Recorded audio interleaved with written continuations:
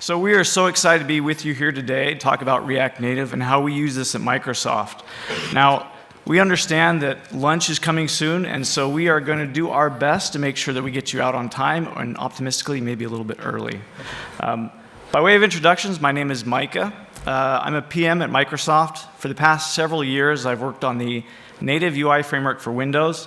Now, when you hear Windows, you might just think desktop, but Windows 10 really is an operating system that spans multiple different screens. That includes the Xbox as well as our tablet. And you know, prior to that, I actually worked briefly on Windows Phone, which some of you may or may not have heard of. Anyway. Too soon. Yep, and my name's Layne. I'm a PM primarily focused on Office experiences, the UX involved in creating coherent experiences in Office, and now most recently working on React Native. So I just realized my screen wasn't showing, so hopefully we've got that fixed now. So to get started, it's not me. I think you need to put. It's not me. Uh-oh. I think you need to click on the slide and put focus back in PowerPoint. There we go. Sorry. Office. So big picture. So we use React Native in a number of our major applications, and we're going to talk a little bit about that. We're going to dive deep into one of them in particular. There's a number of things that is causing us to go do. We're motivated by both the requirements of our own applications as well as what we see developers doing with React Native, you as a community. And that motivates us to take what we're doing and make sure that we can help support React Native on more platforms and providing both the control libraries and other things that people will want and they need to build these experiences very easily, as well as the developer tooling and support. And of course, everything we're doing, you know, we love open source, and so we're doing all of the stuff we have open source. So first of all, Microsoft's a big company, as you know. There are a lot of different teams that deliver a lot of different experiences, and a number of these are leveraging React and React Native today to deliver their experience.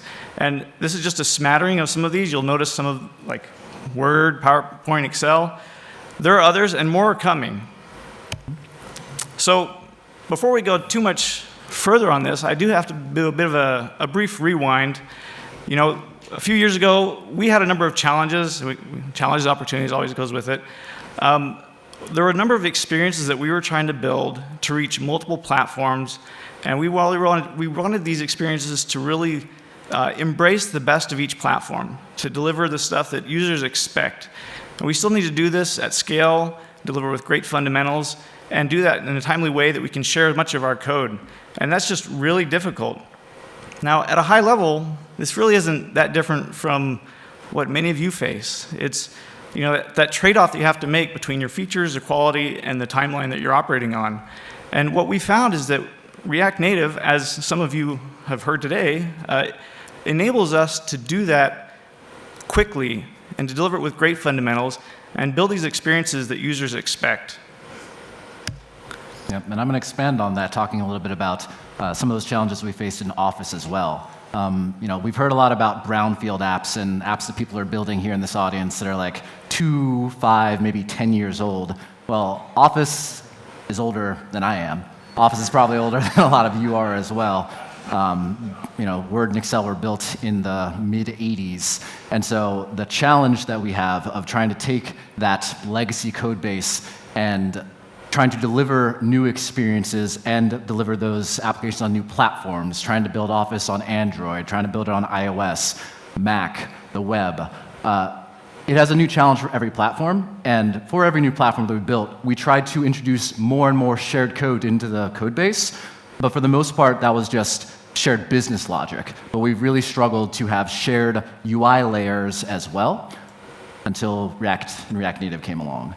And so now as we try to deliver new experiences across multiple platforms, in the past that would have meant writing that experience, you know, n times once per platform.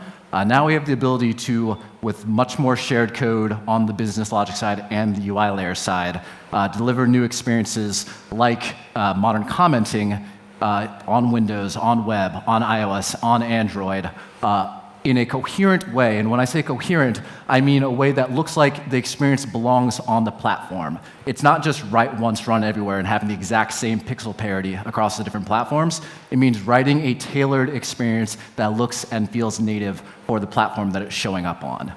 So that's just one example, and we're going to talk about a couple more examples of how we're using React and React Native as well. So here, we're going to show just a quick video about these two experiences, one on web, one on desktop. They're both written using React and React Native.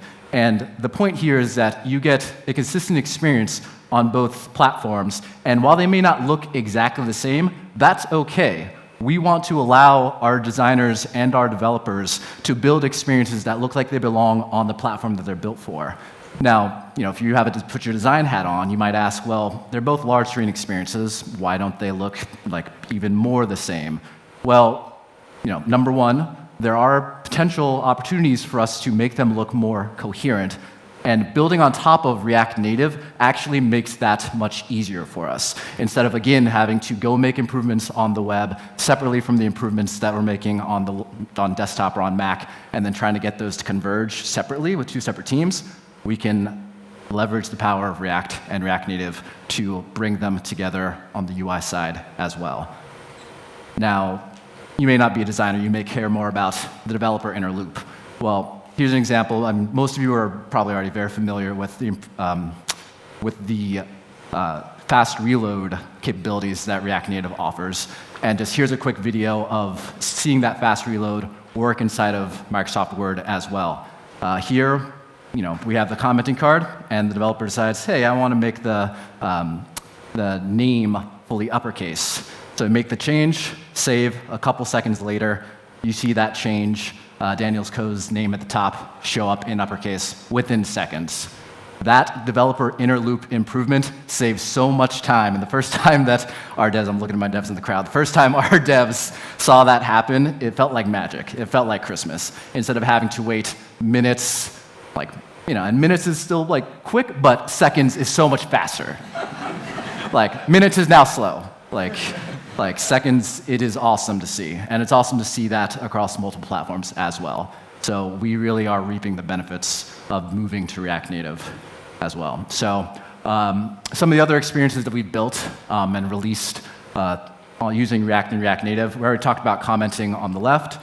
We've also we have converged our people card experiences because we realized that there were different implementations of the people card across the different platforms and across different apps. And we looked at that as an opportunity to just give a consistent, coherent experience, rebuild it on one code base using React and React Native. And we've already shipped it. The dev who worked on that primarily is also in the audience, so thank you for that.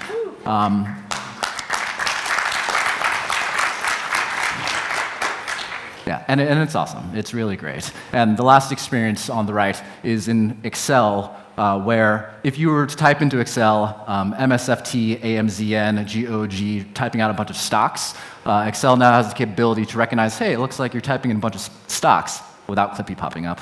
But it asks, do you want us to convert this to stocks? If you say yes, then you now have a data-backed entity, and the card that you can expand out of that data-backed entity, we've written in React Native, works across multiple platforms, and you can now have a data-backed card that you can go in, change, get updates, and it works for both stocks and geography, and it's going to be working for more scenarios in the future as well.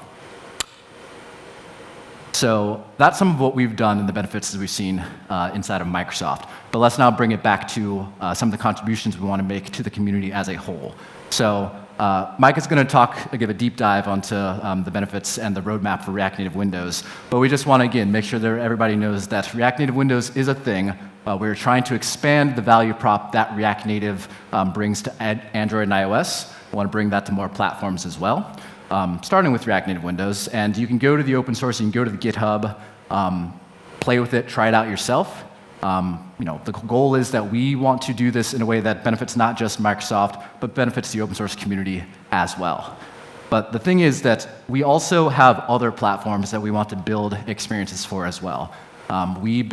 Just talking about Office again, we build Office for Android, iOS, Windows, web, and another platform that a lot of y'all have in your bags as well, and that is on the Mac. So in addition to doing work for React Native Windows, we're also working to bring React Native to the Mac as well. Yeah, we're excited about that.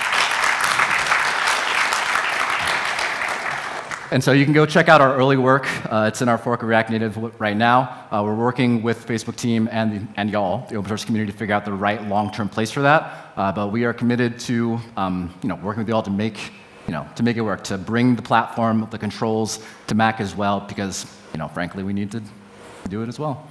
So now, another thing that y'all may be familiar with, but maybe not, if some of y'all are web devs out there, there's a UI library that Microsoft has worked on for a couple years called UI Fabric, not to be confused with Facebook Fabric. And it contains styled accessible controls by default. It's lived on the web for a couple years now. It's used by thousands of repos inside and outside of Microsoft. And you can go check it out at this URL, and you can go contribute as well, because it's all open source. The reason I'm bringing it up is that we want to extend the value that UI Fabric brings for the web and bring it to the native platforms as well, building on top of the stock React Native controls, giving you styled accessible controls by default, but also giving you the ability to override those styles. If the default style isn't what you want, you have the ability to customize it however you want. But it just means that you don't have to create every single style and knob yourself. We try to make it a little bit easier for you to give you a best of brand experience.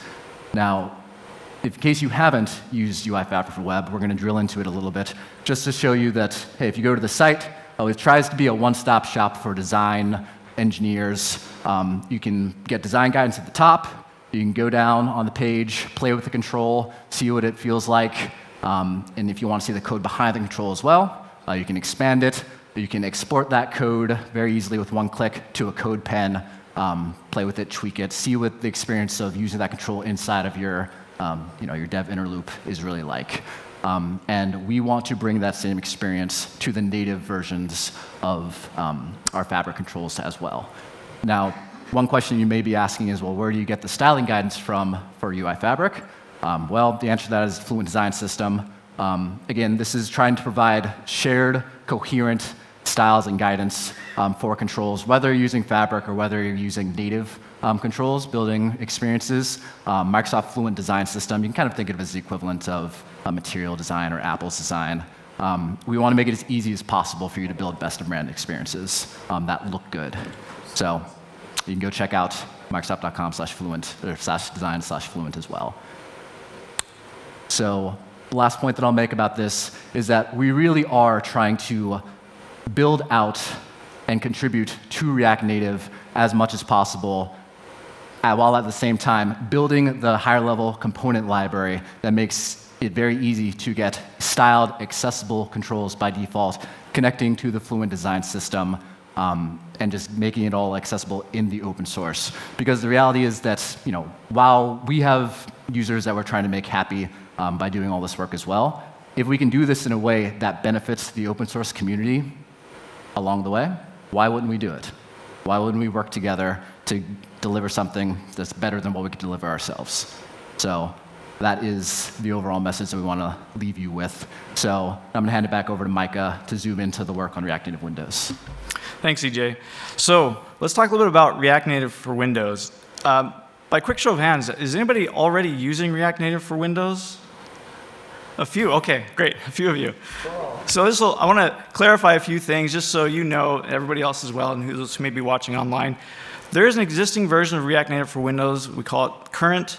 If you were to go to our repo and set things up, this is what you'd probably get. It's based on C#. It was a standalone implementation that we did a number of years ago, and people have used, and it's great. But as we have Office and these other experiences that we need to build for, there's a new set of requirements. And so we're building a new implementation of React Native for Windows. It is based on the common C++ core that Facebook provides. And there's a number of benefits that we get from this. That includes performance, as well as new features that are implemented there we can more quickly take and use, as well as other things that we need to build out to meet those requirements of our own experiences that we can put back in, and then everybody benefits. So we did some work back in the spring when we initially launched this, if you heard about it. And so it's open source. We had to just get it up there and out there so people could use it. We've continued to do a number of things, trying to keep up to date with the latest version of React Native. It's a challenge. We're continuing to try and do that as best we can. We also are looking at adding new APIs. I mentioned a few here, things around desktop gamepad support, and there's more that we're doing still. We also are very focused on performance, including start time. So Hermes, we're really excited about. We're looking to make sure we integrate that. Now, where we're at right now is making sure that we can support version 6.0, and then filling out more of the support for the components that are in Layne core. And that includes both the components as well as the different modules that are there. I'll talk a little bit about this on the next slide. We're also adding more APIs, again, for the different requirements that we have, and making sure that the debugging and developer experience is what people would expect to have. Looking out a little bit further, ultimately we're going to get to a point where this new version will be what we really focus on, and we're going to make sure we have a migration story for people who are already on the current version to be able to move over to this vNext version, as we're calling it. And then, of course, we're trying to stay up to date, so targeting version 6.1 and 6.2 and 6.3 and everything else comes after that. So some highlights just to really quickly touch on. Again, we're at version 5.9. We're adding out these API support that we need, and that includes accessibility, smooth animations, and things that you would expect. Now, not only are we doing that, we're again focusing on the start time improvements and adding new features. Now, I want to focus just for a minute on some of these new things we're doing, because when we implement these are going back into that common code that everybody shares. And so it really benefits everybody, not just Windows. That's going to benefit the work we're doing for Mac in the future and other platforms if they choose to take it and use it. So keyboarding, you can see this example here on the side is just how we're enabling the different events so that you could use these and respond when a component has focus on the desktop. We're also adding stuff for styling and theming, so an app on Windows would be able to know when a user is switching to high contrast or if they're switching between light and dark, and then they can respond appropriately if they choose to. Accessibility is something I mentioned. We care a lot about accessibility, making sure that every user has a chance to use the experiences that are built on Windows. And so we look at some of the ways that we can make sure they're up to what users really expect. That includes things around the list. And then lastly, I'll just mention, I know there was a talk earlier that talked about CodeGen. We've actually done some work to create a tool so that you can go from TypeScript to do this code gen for turbo modules. Now, turbo modules will be coming in the future, and I'm sure you've heard about it. There's a link I'll point to at the end of the deck, so if you're interested in this, you can go check it out and learn more about what we're doing there. So I mentioned performance, and I want to just touch on this briefly. So this is one of many measures that you could look at around performance. Reference set, if you're not familiar with it, it's really the recommended way to look at the memory impact of your process on the system, because it takes into account not just the memory that your process is using, but also the impact it has on the system as a whole, because your process requires the support of other things to be able to run properly. And that's what's accounted for when we talk about it reference set. So the UWP XAML, this is just a pure native app if you're targeting Windows. The C# version you could write, there's a little bit of extra overhead that comes with that. And then you can see with the React Native for Windows where we're currently at, there's some more overhead. We're continuing to drive that down as best we can, and we are ahead of where the existing React Native for Windows is. Now, we recognize that there are other alternatives to build applications for Windows besides React Native or even our native UI framework. But we think that React Native is really a good option, an alternative, compared to some of those others that are out there. And so we really encourage you to look in using React Native. And I know this is the React Native crowd, so I'm preaching to the choir. But again, we really appreciate the work that everybody in this community is doing to make React Native what it is. So let's talk a little bit about developer tooling and services. Do many of you use Visual Studio Code and the React Native tools? Okay, a lot of hands, great. So as we're building out the support for these platforms, we also want to make sure that we're providing the right tooling support. And so for Windows, we've already started doing the work so that we can have the right debugging experience, so that you can debug your React Native Windows app in VS Code without requiring that the Chrome debugger is running. We also have Visual Studio App Center, and thanks to Nick, who spoke about it yesterday. I don't have to go into a lot of detail to explain some of the benefits that are here, but I do want to talk about a few things briefly. Visual Studio App Center provides a number of different services that help you build your app more easily. And there are 2 new services that they're introducing that actually are available today. They're in preview. One of them is Auth, and the other is Data. Auth, I just want to focus on because Auth already provides support for React Native, and so you can go and try it out. This is a cloud-based identity management so that you can use it to more easily manage the user identities for your application across multiple platforms. Data, that's something that will be coming soon in the future. And of course, there's Code Push. By the way, do many of you use Code Push as well? Forgot? Yes? OK, great. So one of the things I just want to stress is that we love hearing your feedback, and so there'll be a number of links. We encourage you to come and just let us know if there are things that you expect to see or want to see, and that'll help us make sure we prioritize things appropriately for the needs that this community has.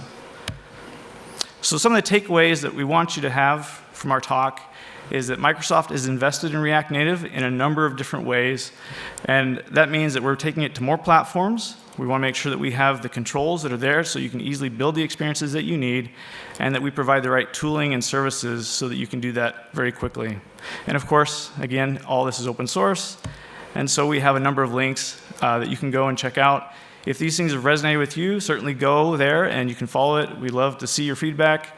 We accept PRs too, if you're so ambitious.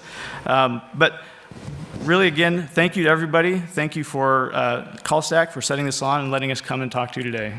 Yep. Thank you.